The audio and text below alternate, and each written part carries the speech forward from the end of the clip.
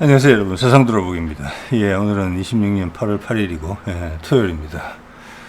자, 오늘 이게 오늘 데모 사진인데요.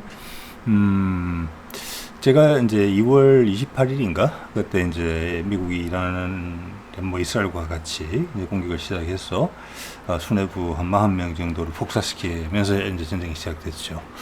그 이래로 항상 트럼프는 주말 되면은 주말에 들어갈 때 말입니다. 뭔가 이란을 박살내겠다. 말을 잘 안 들으면 그냥 끝장을 보겠다. 이렇게 했다가 월요일이 시작되는 시점이 되면은 유화적인 표현을 하고 그러면서 일주일을 넘긴 게 거의 패턴화 되다시피 했거든요.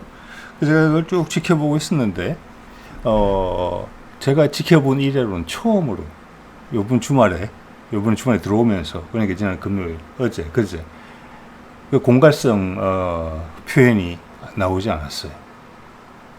신기한 일이죠. 물론 트럼프가 뭐 하루 이틀 내에 뭐 호르무즈 해협이 개통이 된다, 뭐 이란과 종전을 한다는 표현을 안 했고 호르무즈 해협이 개통이 된다 했고, 그 결과는 호르무즈에서 오만과 이란이 서로 합의해서 삥을 뜯기로 한다. 통행료를 받기로 한다. 그것과 가름된 느낌이 있는데, 어쨌거나 이번 주말 들어오면서 협박성 말이 없어졌어요. 그랬더니 금값이 다시 치솟습니다. 묘하죠? 저거는 서로 상관관계가 있다는 그런 말씀을 드렸어요. 전쟁의 기운이 빠지고 시장이 평정을 되찾으면 미국이 결코 버텨낼 수 없는 상황이라는 것입니다. 자, 그러면 트럼프가 일주일살이를 해왔는데 매주 주말마다 이번에 분명히 그가 협박성, 공갈성 이야기를 안 하면은 미국 달러가 흔들릴 거라는 것을 충분히 알고 있었을 거예요. 그러면서 안 했다? 이 자체가 시사점이 있는 거죠. 조만간 좋은 일이 생긴다, 회복할 수 있는, 일단 그런 생각이 먼저 들고, 저는 그게 북미 종전하고 연계되어 있을 가능성이 높다는 표현을 계속 드려왔습니다. 여러분 한번 생각해 보십시오. 제가 보는 중요한 신호입니다. 왜 이걸 묻고 하느냐? 달러가 확 올랐어요. 예. 그리고 어제 우리 한국은행은 왜 13년 만에 금을 산다고 나섰냐? 자, 이것도 이 세 개는 한 패키지입니다. 제가 보기에는 여러 가지 해석할 수 있지만 한 패키지예요. 자, 거기에 관련된 제 시나리오, 제 의견, 개인의 의견을 말씀드려 볼게요. 여러분 참고하시면 돼요. 여기에 대해서 이 중차대한 일은 세상의 무게 중심에서 흐르는 그 움직임과 일치된 내용들이거든요. 당연히 이런 부분에 대해서는 뭐 우리 경제 뉴스는 말할 것도 없고 일반 언론에서는 다루지 않았습니다. 그래서 우리는 되게 수박 겉핥기식으로 여론을 조종당하면서 그렇게 살고 있다, 이렇게 보시면 맞아요, 사실은. 볼게요. 자, 어제 뉴스인데 저도 상당히 뜬금이 없었거든요. 제가 오늘 검색을 해봤어요. 13년 만에 금 사는 한국은행. 내용은 당연히 뭐 늘 말씀드리면 안 봅니다, 저는. 이게 왜 대단한 뉴스냐면은 하고 KBS 보도가 있고, 그 밑에 보면 서울경제TV 뉴스는 한국은행 13년 만에 금 매입하면서 금값 바닥 신호일까? 요거는 전 절대 아니라고 생각합니다.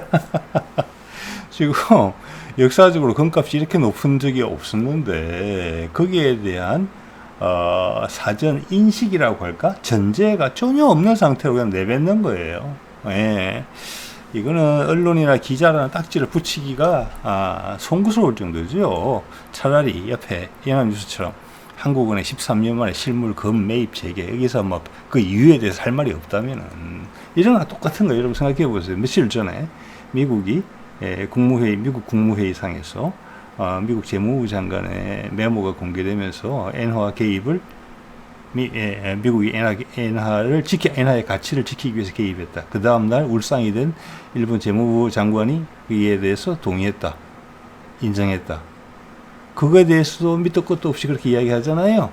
왜 그랬는지, 향후 어떻게 할 것인지, 목표가 뭔지, 두 나라가 같이 움직인 예외적으로 18년 만이 나는데 그거랑 똑같은 거예요. 이런 게 중요한 일이다라고 간접적으로 홍보해 주는 거예요, 사실은. 그 이유 뒤에 세상에 진짜 흐름이 있다, 이런 이야기거든요. 자, 그래서 일단 우리가 이렇게 보면 기초 정보, 우리 찾을 수 있는 정보만 가지고도 추론을 해볼 수 있어요. 예. 자, 제가 예전에는 참 어려운 경로를 통해서 찾을 수 있는 정보였었어요. 그렇지만 지금은 AI 시대입니다. 이 AI 시대가 됐다는 게 여러분 엄청나게 무서운 겁니다. 숨길 수가 없어요.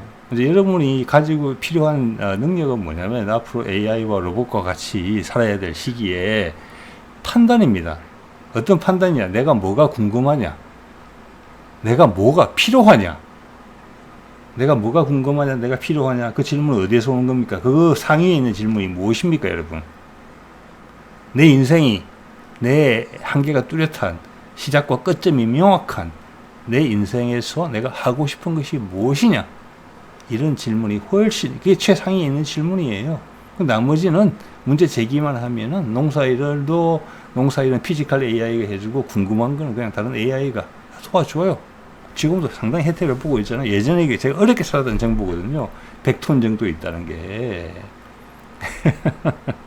그 한 10년 전에 살았던 뉴스. 그때, 세계 금융위기에 대한 이야기가 있었기 때문에. 그때도 인터넷은 있었고, 지금도 인터넷은 있습니다만, 찾을 수 있는 정보 얼마나 쉽게, 그리고 신뢰성 있게 찾는지는 천지차이예요. 네. 100톤이더라. 그때 제 기억으로는 이게 영국 은행에 맡겨졌다 이렇게 되어 있는 걸로 되어 있거든요. 영국의 은행에 맡기는 이유는 상당히 이해가 돼요. 뭐냐면 우리나라가 박살이 나가지고 예를 들어서 제2의 임시정부 이런 게 이제 나라가 도망을 갔다고 생각해요. 예를 들어서 북한이 소위 남침을 해가지고 이거 망가졌다. 그러면 최상층부가 지도부가 나가서 딴 데 살림을 차려야 되고 그 해외 살림을 임시정부처럼 상해 임시정부처럼 어딘가 가가지고 그 살림을 꾸리고 다시 복귀를 꿈꾸는 뭐랄까 자금으로 쓰려고 했다는 것이 뚜렷하잖아요. 그게 이 100톤의 이유예요. 예, 딱 100톤. 이게 결코 많은 게 아니거든요. 여기가 나오잖아요. 세계 39위예요. 외환 보유액 비중이 여기서 1.1%에서 3.5% 수준이라서 전 세계 은행 순위에 39위다. 우리나라 지금 경제 순위가 세계 12위 안팎인데, 예, 우리나라는 금을 많이 안 가지고 있는 거예요. 이거는 비상금이에요. 그래서. 자, 그런 상황인데, 금을 더 산다? 13년 만에 갑자기? 그럼 여기서 갑자기 세계 12위 안팎의 우리 경제 수준에 부합하는 정도의 금을 매입하려고 하겠느냐, 목표가. 저는 그건 아니라고 생각해요. 그럼 너무 티가 나니까. 지금 금 많이 사면 미국 엄청 싫어합니다. 금값 올라가는데. 그리고 금이 지금 많이 비싸기 때문에 물론 앞으로 계속 더 비싸질 수도 있어요. 그렇지만 과거 역사적인 데이터에 대비해서 지금 많이 비싸기 때문에 지금 금이 싸기 때문에 산다는 건 그건 터무니없는 소리다. 그럼 같은 목적으로 더 산다. 13년 전에 104톤인데 지금 더 산다? 이거는 비상금을 더 확보한다는 이야기밖에 안 돼요. 제가 보기에는. 자, 그래서 이거는 어떻게 해석을 할 수 있느냐면 제가 첫 번째 떠오르는 생각이 이거예요. 다른 분들은 다른 생각하실 수 있어요. 지금 비상금을 한 번 더 생각해 봐야 되는 국면이 도래할 수 있다. 제가 보기에는 가능성은 높지는 않지만. 경제가 붕괴되는 거죠. 전 세계 경제가.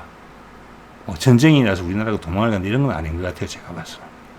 경제가 붕괴될 수 있으면 기댈 수 있는 것은 금이다. 그렇다고 그 가능성을 높게 보지는 않는다. 그렇지만 돌다리도 두드려 걷는다고 조금 더 확보해 놓자. 저는 그 정도 차원이라고 생각을 해요.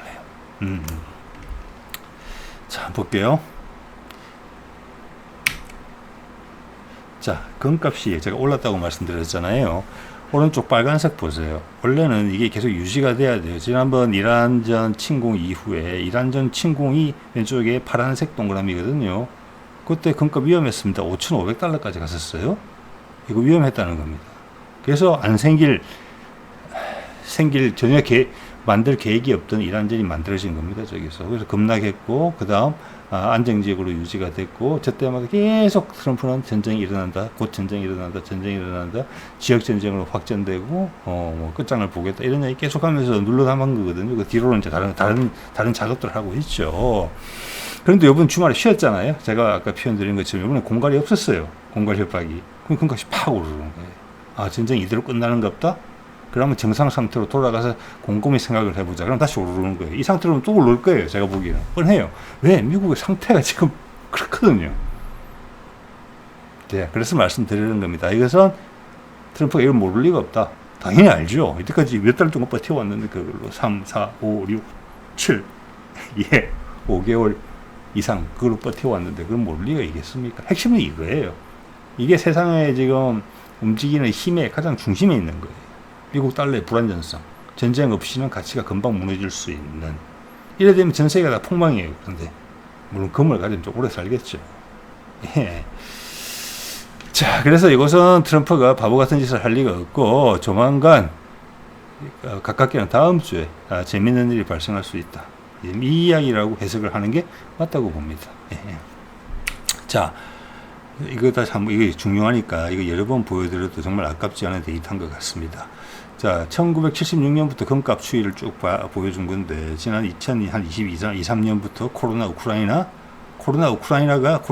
발생과 우크라이나 전쟁이 왜 발생했는지를 거꾸로 이거에 견주어 보시면 아실 수 있어요. 코로나하고 우크라이나 전쟁 때문에 오른 게 아니라 금값이 오르기 때문에 코로나하고 우크라이나 전쟁이 발생했다 이렇게 보시는 게 맞아요. 그게 이란 전까지. 이거는 엄청나게 비정상적이죠. 근데 아까 뭐라고 그랬어요? 한국경제TV. 금값 저점 신호인가? 제정신입니까? 참나.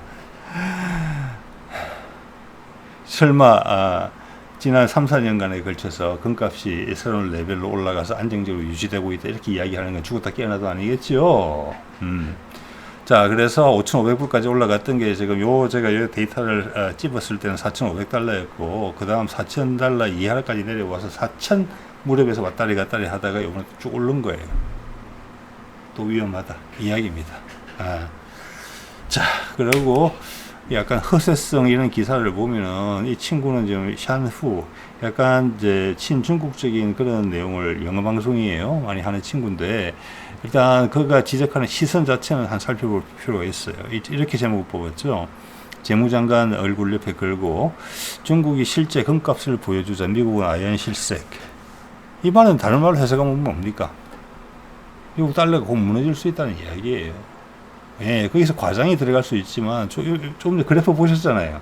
얼마나 트럼프가 공갈을 안 하니까 바로 금값이 어제 2, 3% 올랐어요. 하루 만에 2, 3%. 이게 예, 이겁니다. 그래서 이게 다 거짓말은 아니다. 해석을 좀 과장되게 했을 수 있지만 해석이 과장이라고 보기도 어렵다. 여기에서 과장은 뭐냐면은 중국이 미국을 죽이려고 한다라는 요 부분은 거짓말이에요. 아니에요. 중국이 온전하겠습니까? 미국이 갑자기 뒤집어 엎어지면은 절대 아니에요. 세상에 혼란되는 거예요. 혼란. 그 시각은 잘못됐어요. 그래서 나머지는 참고할 만해요. 자, 금값이 더 뛸 수 있다는 거죠. 달러 대비해서. 예, 미국 망한다는 거죠. 망하면 중국도 망해, 이 사람아. 저는 그런 말 해주고 싶어요, 이 친구한테. 예. 자, 중국이 미 국채를 매도한다는 이야기는 10년 넘었어요. 미국과 중국이 본격적인 이제 체제 경쟁을 하면서 미국이 이제 시비를 걸었죠. 먼저. 안 그랬으면 그냥 잡아먹힐 것 같으니까. 10년, 15년 됐단 말이에요, 이미. 그때부터 미 국채 판다는 이야기가 나왔어요. 팔아서 그 돈 가지고 검 산다. 그 금이 계속 지금으로 비하면 엄청나게 쌌으니까. 예. 우리 한국은행이 금 100톤을 보유하고 있던 13년 전이면 2013년? 뭐였던데, 예, 그때보다 지금 금값이 4배, 5배 올랐어요. 예, 그때로 치면 우리가 한 500톤째 가지고 있는 셈이 되는 거예요. 금값이 5배 정도 올랐어요. 돈 노려서 되는 거예요. 자, 볼까요? 여기 보면 이제 이게 인도 방송이거든요. 그래서 제가 여기서 발견을 한 게 뭐냐면은 중국은 당연히 미국 국채를 팔고 있는데 이게 일본이 최근에 급격히 팔고 있다는 이야기가 나오더라고요. 일본은 함부로 못 파는 나라예요. 미국 봐서라도. 근데 팔았다. 그리고 최근에 있었던 엔화 가치 유지를 위해서 미국이 개입했다라는 부분하고 같이 엮이면서 상당히 재밌는 추론이 가능해지더라고요. 제가 봤을 때는 우리는 이게 인도의 퍼스트 포스트라는 그런 건데 제가 예전에도 가끔 인용을 하고 그랬는데 지금 오랜만에 봤거든요. 제가 여기가 우리나라 언론들보다 훨씬 낫습니다. 특히 세계를 분석하고 전망하는 데 있어가지고 여기서 나오는 이야기가 여러 가지로 우리한테 시사점이 있어요. 자, 시진핑은 중국은 미국과의 어떤 적대적 관계 속에서 달러 미국 국채를 팔 수 있어요. 근데 일본은 그러면 안 돼요. 미국이 싫어하는 일을 하는 거거든요. 지금 미 국채 수익률, 이자율이라고 그러죠. 수익률이라고 왜 수익률이라고 그러는지 모르겠는데, 수익이 된다는 것은 돈을 번다는 건데, 수익률이 올라간다는 의미는 그 국채의 안전성이 떨어진다는 이야기예요. 위험하다는 거거든. 이자를 더 많이 줘야만 팔린다는 이야기예요. 자, 그러니까 이것도 단어의 선택도 적절치는 않아요. 어쨌거나 이자율이, 미국 국채 이자율도 지금 많이 올라간 상태예요. 여러분 아시는 분은 아시겠지만 바이든 때 이미 제가 미국의 그 1년 예산 구조를 쭉 본 적이 있습니다. 그것도 어려워요. 데이터 찾기가. 지금 그것도 AI에 다 물어보면 금방 나올 것 같아요. 미국 예산의 20% 정도를 미국 국채의 원금도 아니고 이자를 갚는 데 쓰고 있습니다. 몇 년 전에. 그 이자율이 지금 많이 올랐어요. 더 내고 있을 거예요. 20% 훨씬 넘었을 거예요. 즉 뭐냐면 미 국채는 1년에 2번 이자를 줘요. 6개월마다. 그 이자예요. 그게 미국 그 거대한 예산의 20%가 넘는다니까요. 글쎄. 그래갖고 나라가 유지되겠습니까? 자, 한번 볼게요. 여기서. 자, 여기서 뭐 중국이 미국 국채를 판다는 것은 이상한 일은 아니에요. 그게 뭐 패턴이 더 늘어나느냐, 줄어드느냐 이 차이지. 항상 꾸준한 형태로 그렇게 티 안 나게 계속 틈만 나면 팔았단 말이에요. 예. 그래서 여기서 이제 새롭게 눈이 가는 부분은 일본이죠. 일본. 자, 여기 보면 이제 CNBC가 5월 19일 날, 금년 5월 19일 날 보도했다는 내용인데, 제목이 딱 이렇죠. 죄송합니다. 제가 이게 여러 가지 영어로 된 게 많아가지고 그냥 말로 드릴게요. 이걸, 번역을 하기에는 조금 너무 공간이 협소해서, 일본과 중국이 미국 국채를 파는데 선봉에 섰다라는 거예요. 예. 이란 전쟁이, 현금 문제를 갖다가 현금 고갈 문제를 불러일으키면서 이게 저 무슨 말이냐면은 자 이거 보면은 여러분 이게 새로운 시각을 우리가 한번 가져볼 수 있는 거예요. 이란 전쟁은 저 미국을 위해서 벌였다는 게 제 생각이에요. 예, 세상에 그렇게 생각하는 사람도 많지 않은 것 같아요. 근데 그게 사실이에요. 예, 미국이 살려고 그렇게 하다 보니까 당연히 기름값이 오른다. 기름값이 오르다 보니까 기름을 사는데 돈이 더 많이 든다. 원유를 사는데. 그럼 결국 또 원유는 그게 5.1달러잖아요. 5.1달러. 그러니까 달러로 결제를 해야 된단 말이에요. 그래서 달러가 그래도 버티는 거예요. 그래서 일본이나 중국 같은 곳에서 달러가 예전보다 같은 양의 원유를 사는 데 있어서 달러가 훨씬 더 많이 필요해졌다라는 게 그 이유예요. 근데 예전에도 그런 적은 있었거든요. 오일 쇼크가 여러 번 있었잖아요. 과거에도. 어쨌거나 그걸 이유로 들고 있어요. 그래서 여기서 그래도 눈이 가는 거는 일본도 팔고 있다. 이건 일본이 엄청나게 심각하다는 거예요. 미국 눈치 볼 겨를이 없다. 이렇게 해석될 수 있는 여지가 있거든요. 예, 그래서 얼마 전에 있었던 미국의 엔화 시장 개입하고 딱 맞는 거예요. 그럼 그 이유에 대해서 조금 더 우리가 한꺼풀 벗겨서 생각해 볼 수 있다는 이런 말씀을 드릴 수 있는 것이죠. 네. 자, 그렇기 때문에 이것이 주된 이유라고 볼 수는 없고, 하나의 이유는 될 수 있어요. 그런데 두 번째는 더 아마 중요하지 싶은 이유는 전 세계 경제의 체질이 많이 약화됐다, 이미.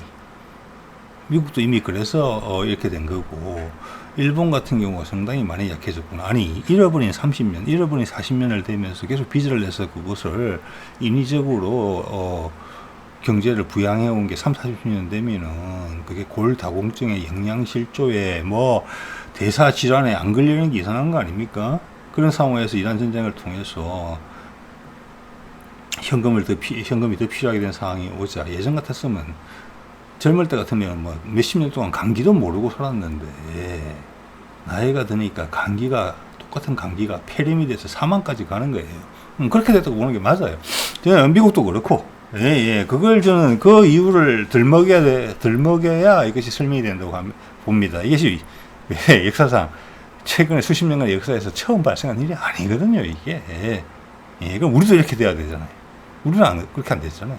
거기서 뭐 중국은 전략적으로 그렇게 할 수가 있다고 치더라도 일본은 상당히 예외적이죠. 여태까지 엔화가 안전자산으로 여겨졌는데, 자, 그렇게 따지면은 이번에 미국이 개입을 한 게 엔화 시장에다가 그것은 정말 일본이 위험했기 때문에 들어갔다. 그래서 그러면은 다카이치가 군사력 강화하고 공격할 수 있게 한다라고 하는 거 지금 안보 산문서 바꾸면서 그런 짓을 정말 할 수 있을 것 같아요. 이들은 무너지겠느냐? 제가 늘 말씀드리잖아요. 미국이 그냥 무너지겠느냐? 무너지면 중국 그거 잘 알아요. 그래서 지금 이 상태로 가는 거거든요. 미국 그냥 혼자 안 죽어요. 누구 좋은 일 시키려고.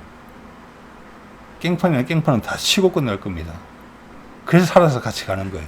중국도 동참하고 러시아도 동참하고 이러면서 우리까지 들어가고.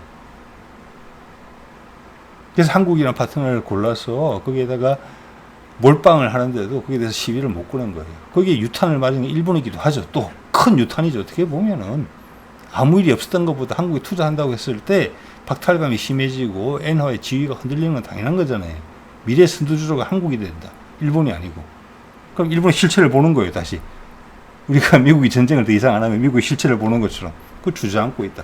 이렇게 해석이 가능하다고 봅니다. 거기서 아주 희한한 짓을 부릴 수도 있다. 그래서 어제 북한 미사일 말씀도 제가 드렸던 것 같아요. 그젠가요? 네. 자, 이거 보면은 현재 그러니까 지난 2월 이후에 짧은 기간에 오른쪽 뭐 중국이 얼마 가지고 있던 별로 안 중요한 것 같아요. 이 데이터만 보더라도 핵심 왼쪽이에요. 왜냐하면 이 데이터가 보여주는 게 중국이 가지고 있는 미국 채권은 절대량을 보여줬어요. 이것도 많이 줄은 거예요. 옛날에는 여기서 한 300빌리언, 3천억 달러 정도, 이게 뭐냐면 이게 단위가 기억이 안 날 정도네요. 앞에 지금 652빌리언이잖아요. 저게 1000이 넘었었거든요. 그때 중국 1등이었고, 중국 1등 아니에요, 지금. 근데 왼쪽에 일본 어떻게 표현했느냐면은 짧은 2, 3개월 동안 일본이 50빌리언을 팔았다? 지금 우리 환율로 따지자면은 한 60조 원 정도를 국채를 팔았다는 거예요. 자, 이런 거를 미국의 눈치를 다 봐가면서까지 미국이 언짢을 걸 다 알면서까지 정도 금액을 팔았다. 그래서 돈을 60조 원을 더 보탰다. 그럼에도 불구하고 엔화가 위험해질 정도까지 내려갔다. 막 갖다 팔지는 못할 거예요. 그 미국이 절대 허락하지 않거든요. 자, 그런 모종의 시소 게임 같은 게 미국과 일본 사이에 있는지 모릅니다. 그래서 미국이 그걸 공개해버렸다. 즉 미국은 일본은 난 더 팔 수 있다 안 도와주면 계속 이런 식으로 물고 늘어졌을 가능성도 있어요. 예, 지금 분위기로 봤어. 네. 이러니까 밑도 끝도 없이 아무 설명도 없이 그냥 개입한 거잖아요. 중국, 일본도 같이 개입했다고 이야기하는 거잖아요. 이건 자, 이거 보면 제가 이게 또 미국 국채를 팔게 되는 이유에 대해 설명이거든요. 이란전이 발생을 했다. 원유값이 올랐다. 그래서 같은 양의 원유를 사는데 돈이 더 많이 필요하게 됐다. 그래서 어차피 달러로 거래해야 되는 거니까 본인들이 돈을 찍어내서 달러를 더 많이 빌려야 돼요. 달러를 참 사야 돼요. 그러면은 본인들의 자국의 화폐 가치가 떨어진다. 그래서 저는 이게 100% 동작이 어렵다는 거예요. 이건 체질이 엄청나게 약해졌을 때 가는 거예요. 그래 가능한 거예요. 간당해서 거의 숨이 겨우겨우 목숨을 부지하고 있는데 여기다가 갑자기 땀 따고 한 대 때리면 죽을 수 있다는 거예요. 그 이야기예요. 예. 자, 그런 이야기가 지금 있고요. 그래서 많은 거 이제 확인이 됐어. 예. 자, 이게 보면 이제 로이터 통신의 5월달 그 비슷한 거예요. 왜냐하면 이제 전 세계 국채의 값이 국채 값이 폭등한다. 수익률, 이자율이 올라간다. 왜냐하면 안 그러면 안 팔리니까. 위험 부담이 커졌다는 이야기예요. 그러다 보니까 전 세계적으로 돈을 계속 이렇게 찍어낼 수 있을까? 이게 자본주의 한계에 봉착했다는 거예요. 지금이 딱 그런 상황이에요. 이게 위험해요. 예. 자, 그런데 이런 위험한 상황에서 트럼프가 이걸 그나마 안정시킬 수 있는 협박 공갈을 이번에 뺐다? 이번 주말 들어오면서 의미심장하다고 봐야 되는 겁니다. 빨리 딴 걸로 갈아타야 돼요. 예. 자, 요거를 이제 한번 볼까요? 왜냐하면은 어떤 국가가 금을 산다는 이야기는 달러가 여러분도 뭐 찾으면 금방 나오잖아요. 어디 뭐 정권사 얘기를 보더라도 금값은 항상 있어요. 한 구석에. 달러의 대척점에 있는 거거든요. 세계 최고의 안전자산이고 지금 불안정하다는 건 이제 여러분 많이 동의하실 거예요. 전 세계 경제가. 그래서 누가 나서서 금을 많이 산다는 것은 되게 미국한테는 불편한 이야기가 되는 거예요. 그래서 그런 거를 다루는 내용이 거의 없어요. 사실은 중국은 미국 국채 팔면은 금을 계속 사거든요. 러시아도 그래요. 왜냐하면은 그들은 이미 브릭스라는 존재들이 미국 달러가 망가지게 되면 또 미국 달러 결제 시스템에서 쫓겨났기 때문에 자기들끼리 거래를 하는데 자국 통화로 거래를 하거나, 그래서 가장 안전한 건 자기들끼리 금으로 거래하는 거예요. 금을 자기들끼리 사는 건, 특히 금값이 막 저렴했을 때 미국은 달러를 지키기 위해서 금값을 계속 눌렀거든요. 그게 이제 고삐 풀린 망아지에서 막 뛰어오르는 거죠. 그게 지금이 정상 가격인지는 몰라요, 사실은 금값이. 그렇지만 그런 이야기는 메이저 언론에서 보기가 어렵습니다. 그래서 제가 중국이 금을 산다 라는 것을 검색을 해보니까 이 정도가 나왔어요. 대표적인 건데, 여기에 이것도 한 15만 명 정도의 구독자를 가진 작지 않은 채널이에요. 또 이렇게 대한경제 이런 거를 주로 다루는 내용이에요. 저도 이거 준비하면서 참 보게 됐습니다. 근데 오른쪽에 제목이, 저는 제 개인적으로야 뭐 중국이 금을 산다는 것은 안지는 오래됐습니다. 그리고 전체 국면을 보더라도 그런 거예요. 브릭스 국가들은 다 금쟁이죠. 쟁여놓죠. 예.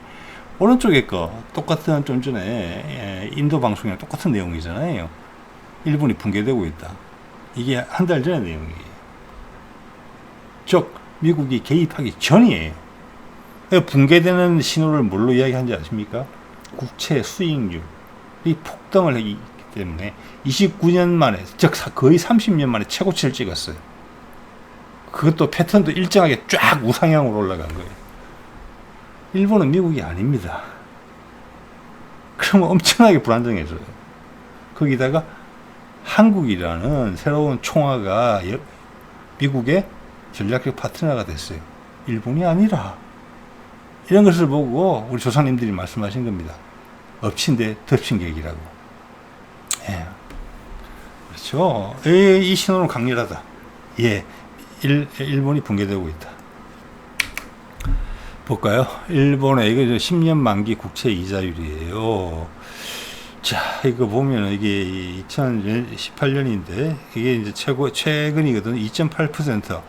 가장 낮았을 때는 지난 2018년 1월을 보면 0%가 안 됐는데도 사람들이 사갔네요.